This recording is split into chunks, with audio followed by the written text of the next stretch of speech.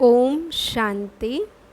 अव्यक्त बाप दादा मुरली 3 दिसंबर 1978। पाप और पुण्य की गुह्य गति। पाप और पुण्य की गति को समझाने वाले महाकाल शिव बाबा बोले, आज बाप दादा सर्व बच्चों को विशेष अभ्यास की स्मृति दिला रहे हैं। एक सेकंड में इस आवाज़ की दुनिया से परे हो आवाज़ से परे के निवासी बन सकते हो। जितना आवाज़ में आने का अभ्यास है, सुनने का अभ्यास है, आवाज़ को धारण करने का अभ्यास है, वैसे आवाज़ से परे स्थिति में स्थित हो सर्व प्राप्ति करने का अभ्यास है। जैसे आवाज़ द्वारा रमणीकता का अनुभव करते हो, जैसे आवाज़ द्वारा रमणीकता का अनुभव करते हो, सुख का अनुभव करते हो, ऐसे ही आवाज़ से परे अविनाशी सुख स्वरूप रमणीक अवस्था का अनुभव करते हो। शांत के साथ साथ अति शांत और अति रमणीक स्थिति का अनुभव है। स्मृति का स्विच ऑन किया और ऐसी स्थिति पर स्थित हुए। ऐसी रूहानी लिफ्ट की गिफ्ट प्राप्त है। सदा एवर रेडी रहो। सेकंड के इशारे से एक रस स्थिति में स्थित हो जाओ। ऐसा रूहानी लश्कर तैयार है। वह स्थित होने में ही समय चला जाएगा। अब ऐसा समय आने वाला है जो ऐसे सत्य अभ्यास के आगे अनेकों के अभ्यास स्वतः ही प्रत्यक्ष हो जाएंगे। कहना नहीं पड़ेगा कि आपका अभ्यास अयर्थ है, लेकिन यथार्थ अभ्यास के वायुमंडल वाइब्रेशन द्वारा स्वयं ही सिद्ध हो जाएगा। ऐसा संगठन तैयार है। अभी समय अनुसार अनेक प्रकार के लोग चेकिंग करने आएंगे। संगठित रूप में जो चैलेंज करते हो कि हम सब ब्राह्मण एक की याद में एक रस स्थिति में स्थित होने वाले हैं, तो ब्राह्मण संगठन की चेकिंग होगी। इंडिविजुअल तो कोई बड़ी बात नहीं है, लेकिन आप सब विश्व कल्याणकारी, विश्व परिवर्तक हो। विश्व संगठन, विश्व का कल्याणकारी संगठन विश्व को अपने वृत्ति व वाइब्रेशन द्वारा व अपने स्मृति स्वरूप के समर्थी द्वारा कैसे सेवा करते हैं, उसकी चेकिंग करने बहुत आएंगे। आज की साइंस द्वारा साइलेंस शक्ति का नाम बाला होगा। योग द्वारा शक्तियाँ कौन सी और कहाँ तक फैलती है, उनकी विधि और गति क्या होती है, यह सब प्रत्यक्ष दिखाई देंगे।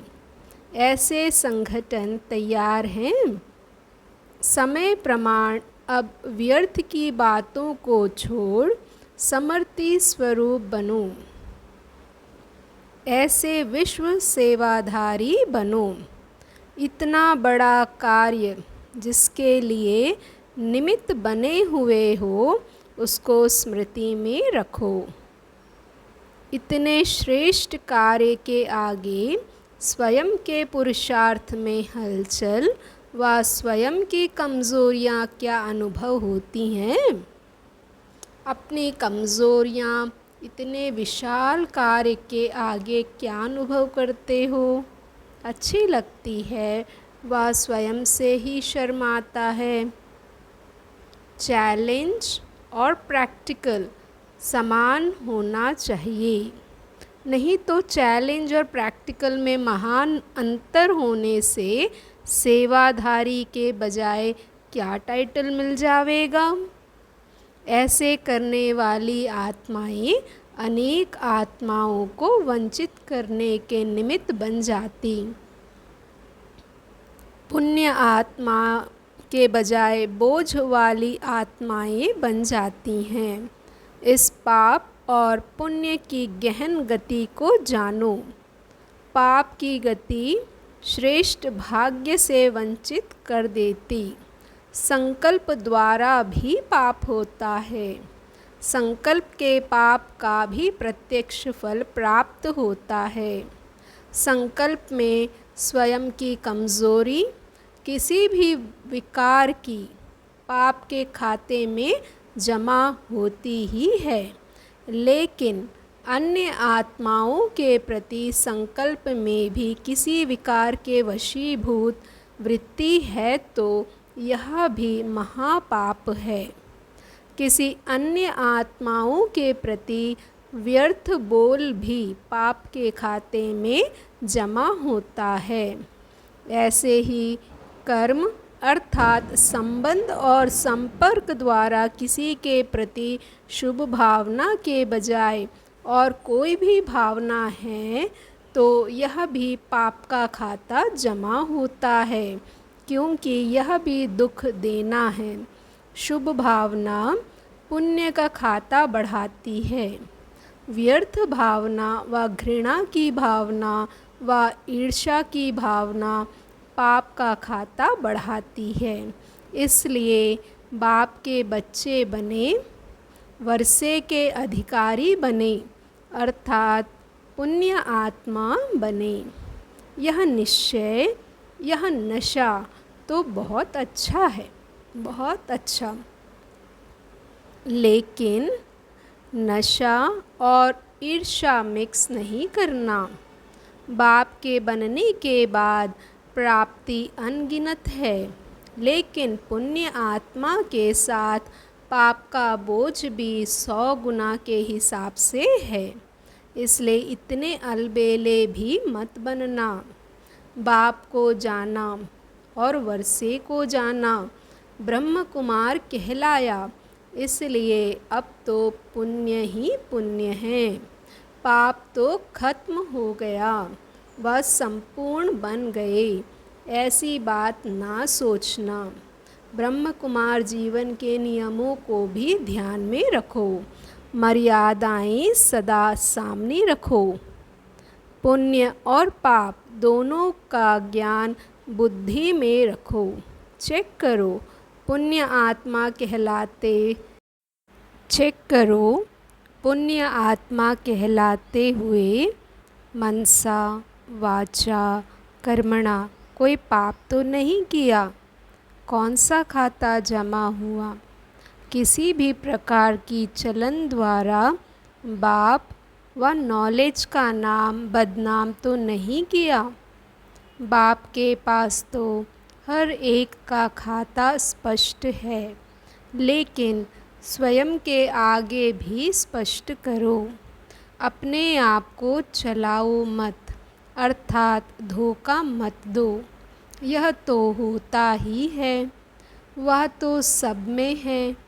भले सब में हो, लेकिन मैं सेफ हूँ, ऐसी शुभ कामना रखो, तब विश्व सेवाधारी बन सकेंगे। संगठित रूप में एक मत, एक रस स्थिति का अनुभव करा सकेंगे। अब तक भी पाप का खाता जमा होगा तो चुकतू कब करेंगे? अन्य आत्माओं को पुण्य आत्मा बनाने के निमित्त कैसे बनेंगे? इसलिए अलबेलेपन में भी पाप का खाता बनाना बंद करो। सदा पुण्य आत्मा भव का वरदान लो। अज्ञानी लोग यह स्लोगन कहते, बुरा ना सुनो, ना देखो, ना सोचो। अब बाप कहते, व्यर्थ भी ना सुनो, ना सुनाओ और ना सोचो। सदा शुभ भावना से सोचो, शुभ बोल बोलो, व्यर्थ को भी शुभ भाव से सुनो। जैसे साइंस के साधन बुरी चीज़ को परिवर्तन कर अच्छा बना देते, रूप परिवर्तन कर देते, तो आप सदा शुभ चिंतक सर्व आत्माओं के बोल के भाव को परिवर्तन नहीं कर सकते। सदा भाव और भावना श्रेष्ठ रखो तो सदा पुण्य आत्मा बन जाएंगे। स्वयं का परिवर्तन करो, ना कि अन्य के परिवर्तन का सोचो। स्वयं का परिवर्तन ही अन्य का परिवर्तन है। इसमें भले मैं ऐसा सोचो, इस मर्जीवा बनने में ही मज़ा है। इसी को ही महाबली कहा जाता है। घबराओ नहीं, खुशी से मरो, यह मरना तो जीना ही है। यही सच्चा जीवनदान है। आपका पहला वचन क्या है? एक बाप दूसरा न कोई, अर्थात मरना। नाम मरना है, लेकिन सब कुछ पाना है। निभाना मुश्किल लगता है क्या? है सहज, सिर्फ परिवर्तन करना नहीं आता। भाव और भावना का परिवर्तन करना नहीं आता। वह ड्रामा वह जब कहते हो तो यह सब क्या हुआ? हर बात वाह हो गई ना। हाय हाय ख़त्म कर दो। वाह आ जाती है। वह बाप, वह ड्रामा और वह मेरा पार्ट। इसी स्मृति में रहो तो विश्व वाह करेगा। मुश्किल तब लगता है जब बाप के साथ को भूल जाते हो। बाप को साथी बनाकर मुश्किल को सहज कर सकते हो। अकेले होने से बोझ अनुभव करते हो, तो ऐसे साथी बनाकर मुश्किल को सहज बनाओ। अच्छा, सदा सहयोगी, स्वयं के परिवर्तन द्वारा विश्व परिवर्तन करने वाले, हर संकल्प और हर सेकंड में पुण्य का खाता जमा करने वाले, अपनी समर्थि द्वारा विश्व को समर्थ बनाने वाले, ऐसे महान सदा श्रेष्ठ पुण्य आत्माओं को बाप दादा का याद, प्यार और नमस्ते। पार्टियों से मुलाकात। फर्स्ट पॉइंट, सदा बाप द्वारा मिला हुआ महामंत्र याद रहता है। कितना सहज है मंत्र। इसी मंत्र से सर्व दुखों से पार हो सुख के सागर बाप समान बन जाते हो। कोई भी प्रकार का दुख आता है तो मंत्र लिया और दुख गया। अभी दुख की लहर भी नहीं आ सकती। स्वप्न में भी ज़रा भी दुख का अनुभव ना हो। तन बीमार हो जाए, धन नीचे ऊपर हो जाए, कुछ भी हो, लेकिन दुख की लहर अंदर नहीं आनी चाहिए। लहर क्रॉस कर चली जाए। सागर में कभी नहाया है? लहर आती है तो जंप कर पार कर जाते हैं। अगर तरीका आता है तो उसमें नहाने का सुख लेते, नहीं तो डूब जाते। तो लहरों में लहराना आता है या डूब जाते हो? सागर के बच्चे डूब तो नहीं सकते। लहर को क्रॉस करो, जैसे कि खेल कर रहे हैं। दुख के दिन समाप्त हो गए। सेकेंड पॉइंट, विजयी भव के वरदान से माया को विदाई। बाप दादा द्वारा सदा विजयी भव का वरदान प्राप्त हुआ है। जब अलौकिक जन्म लिया तो सौगात व जन्म का वरदान बाप ने विजयी भव का दिया। जब यह वरदान याद रहता तो माया विदाई ले लेती है। माया मूर्छित बन जाती है, सामना नहीं कर सकती। जैसे शेर के आगे बकरी क्या करेगी, देखते ही मूर्छित हो जाएगी ना। तो जब यह वरदान स्मृति में रहता तो माया सामना नहीं कर सकती। माया का राज्य तो अभी समाप्त होने वाला है। यह तो सिर्फ जैसे कोई हट से आगे किया जाता है, वैसे थोड़ा सा सांस होते हुए माया अपना हट दिखा रही है। माया शक्तिशाली नहीं, और आप सब हैं मास्टर सर्वशक्तिवान। मास्टर सर्वशक्तिवान के आगे शक्तिहीन माया क्या कर सकती? जैसे कल्प पहले भी कहा, यह सब मरे हुए हैं, ऐसे ही यह माया भी मरी हुई है, जिंदा नहीं है। सिर्फ निमित्त मात्र विजयी बनना है। अच्छा, थर्ड पॉइंट, विजयीपन के नशे से सर्व आकर्षणों से परे। सदा अपने को रूहानी शस्त्रधारी शक्ति सेना या पांडव सेना समझते हो तो सेना को व योद्धाओं को सदैव क्या याद रहता है? विजय। तो सदैव विजय का झंडा अपने मस्तक पर लहराया हुआ अनुभव करते हो। सदा विजय का झंडा लहराने वाले विजयी रत्न हो ना। ऐसे विजयी रत्नों का यादगार बाप के गले का हार आज तक पूजा जाता है। हर एक को यह नशा रहना ही चाहिए कि मैं गले का हार हूँ। विजयी की निशानी सदा हर्षित होंगे, किसी भी प्रकार के आकर्षण से परे होंगे। क्या भी हो जाए, लेकिन बाप जैसा आकर्षण स्वरूप कोई है क्या? तो सबसे सुंदर कौन? शिव बाबा है ना। तो सदैव बाप की याद रहे, उसी आकर्षण में आकर्षित रहो, फिर कोई आकर्षण आकर्षित नहीं कर सकता। अगर कोई भी आपको अपना राज्य भाग देने आवे तो लेंगे नहीं। क्यों? क्योंकि आजकल के प्रेसिडेंट की कुर्सी कांटों की कुर्सी है। ताज तख्त छोड़कर कांटों की कुर्सी कौन लेगा? आज है, कल नहीं।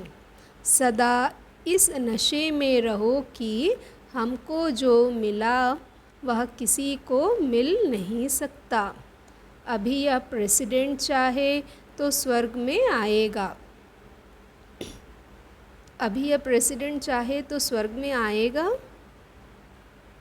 जब तक बाप का ना बने तब तक स्वर्ग में नहीं आ सकते, यहीं रह जाएंगे।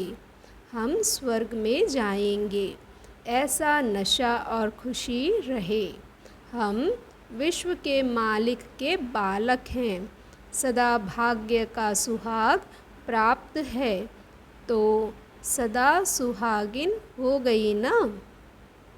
4th पॉइंट, चलता फिरता चैतन्य आकर्षक करने वाला बोर्ड, खुशी का चेहरा। तो भाग्यशाली होते हैं वह सदा खुश आबाद होते हैं, जो भी देखे तो खुशी का खजाना देखते हुए खजाने के तरफ आकर्षित हो जाएं। वैसे भी देखो, कोई अमूल्य चीज़ रखी होगी तो ना चाहते भी सब आकर्षित होते। तो जिन्हों के पास खुशी का खजाना है तो उसके पीछे तो स्वतः ही सर्व आकर्षित होंगे। खुशी का चेहरा, चलता फिरता चैतन्य आकर्षित करने वाला बोर्ड है। जहाँ जाएगा बाप का परिचय देगा। खुशी का चेहरा देखेंगे तो बनाने वाले की याद ज़रूर आएगी। जब एक बोर्ड इतने को परिचय देता, आप इतने चैतन्य बोर्ड कितनों को परिचय देते होंगे। इतने आकर्षण करने वाले बोर्ड तैयार हो जाएं तो और भी जगह बड़ी करनी पड़ेगी। 5th पॉइंट, बाप दादा का सर्वश्रेष्ठ श्रृंगार, संतुष्ट मणि। जो संतुष्ट मणियाँ हैं वही बाप का श्रेष्ठ श्रृंगार है। तो सदा संतुष्ट रहते हैं, उन्हें संतुष्ट मणि कहा जाता है। सदा संतुष्टता की झलक मस्तक से चमकती रहे, ऐसे ही साक्षात मूर्त बन सकते हैं। सदा संतुष्टता की झलक मस्तक से चमकती रहे, ऐसे ही साक्षात मूर्त बन सकते हैं। बाप दादा हर रतन को अपना श्रृंगार समझते हैं। अपने को ऐसे श्रेष्ठ श्रृंगार समझकर सदा खुश नसीब रहते हो। ऐसा नसीब या ऐसी तकदीर सारे कल्प में भी किसी की नहीं हो सकती। नसीबवान तो सदा खुशी में नाचते रहेंगे। बाप दादा को जितनी खुशी होती है उससे ज़्यादा बच्चों का होनी चाहिए। भटकते हुए को ठिकाना मिल जाए या प्यासे की प्यास बुझ जाए तो वह खुशी में नाचेगा ना। ऐसी खुशी में रहो, जो कोई उदास आपको देखे तो वह भी खुश हो जाए, उसकी उदासी मिट जाए। 6th पॉइंट, विशेष आत्माओं का विशेष कर्तव्य, हर कर्म पर अटेंशन। जो कर्म मैं करूँगा मुझे देख सब करेंगे, ऐसा अटेंशन हर कर्म पर रखना, यही विशेष आत्माओं का कर्तव्य है। हर कर्म ऐसा हो जो सभी देखकर वंस मोर करें।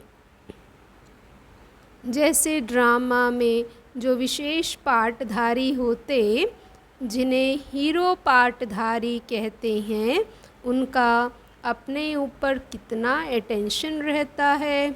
हर कदम सोच समझ कर उठाएंगे, क्योंकि सबकी नज़र हीरो पर होती है। तो इतना अटेंशन रख कर चलो। ओम शांति। शुक्रिया बाबा, शुक्रिया।